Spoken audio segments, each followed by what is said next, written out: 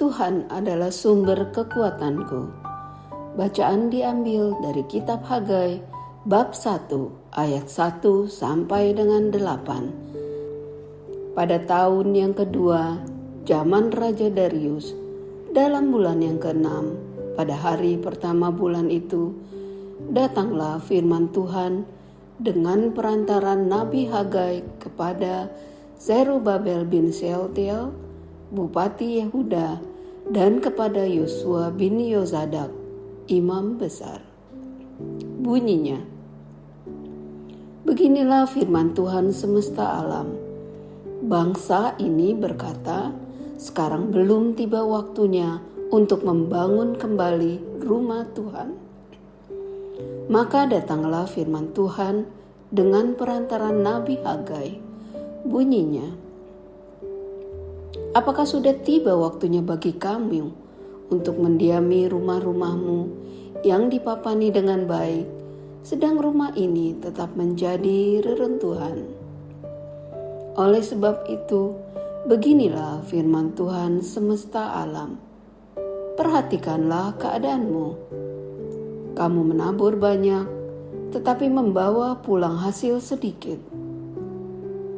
Kamu makan, tetapi tidak sampai kenyang. Kamu minum, tetapi tidak sampai puas.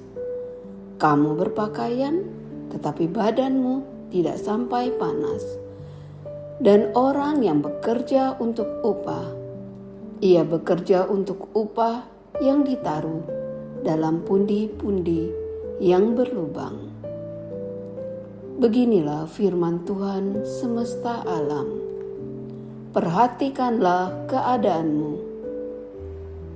Jadi, naiklah ke gunung, bawalah kayu, dan bangunlah rumah itu. Maka aku akan berkenan kepadanya dan akan menyatakan kemuliaanku di situ. Firman Tuhan.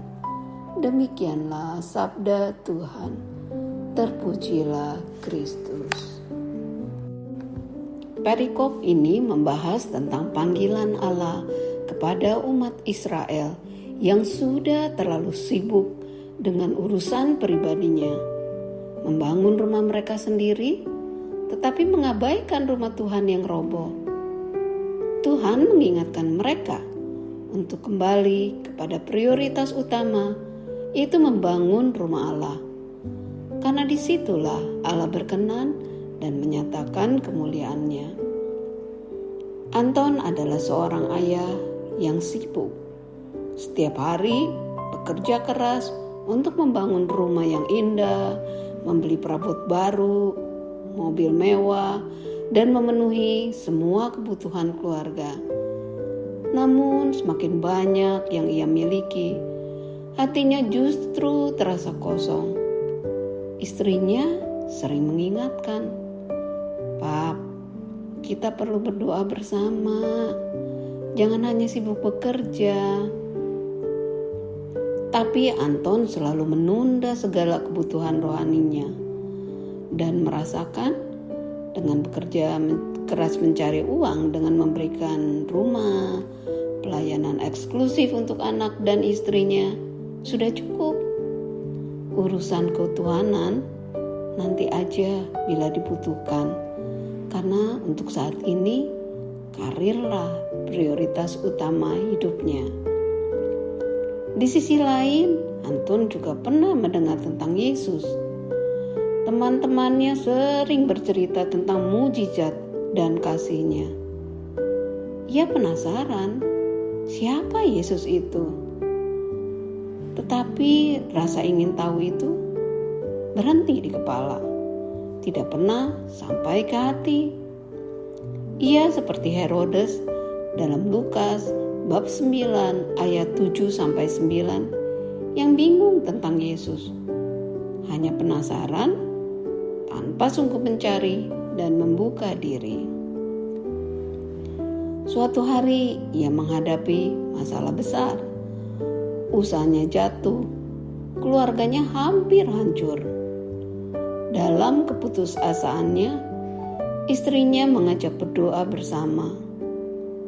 Di momen sederhana itu, Anton merasakan damai yang tidak pernah ia temui sebelumnya.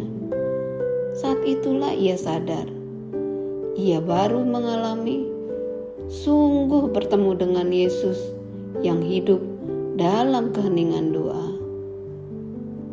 Hidup sering membuat kita sibuk dengan kebisingan duniawi hingga melupakan Tuhan. Kita bisa tahu tentang Yesus, tetapi belum tentu benar-benar mengenalnya, sehingga akhirnya kita melupakan kehadirannya. Mari kita untuk membangun mezbah Tuhan dalam hidup berkeluarga, agar rahmat dan perlindungannya sungguh berlimpah, sehingga menghasilkan buah sukacita dan damai sejahtera. Marilah kita berdoa. Terima kasih Tuhan untuk rahmat dan perlindungan-Mu yang berlimpah di dalam hidupku. Mohon kiranya Kau curahkan Roh Kudus agar semakin hari semakin lebih bijak dalam menjalani hidup ini. Amin. Demi nama Bapa dan Putra dan Roh Kudus.